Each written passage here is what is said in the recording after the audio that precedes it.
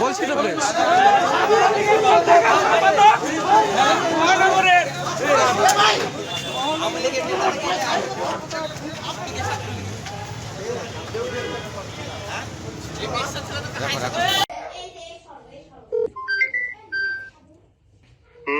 মামলাতে প্রেরণ করা হয়েছে কোর্টে। আচ্ছা, কি মামলা সেইটা? এটা বৈষম্য বিরোধীর মামলাতে প্রেরণ করা হয়েছে। স্পেসিফিক ধারাটা যদি বলতেন বা হচ্ছে যে অভিযোগটা যদি বলতেন।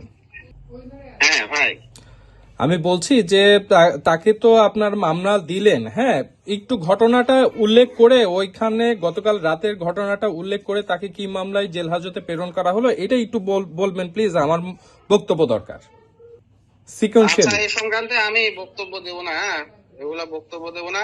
আর ওইসব বিষয়ে যেটা হয় আমরা জিডি করে রাখি কিছুটা, এই আর কি। তো জিডি করে রাখলে আপনি কিভাবে করে তাকে হচ্ছে জেল হাজতে দিলেন?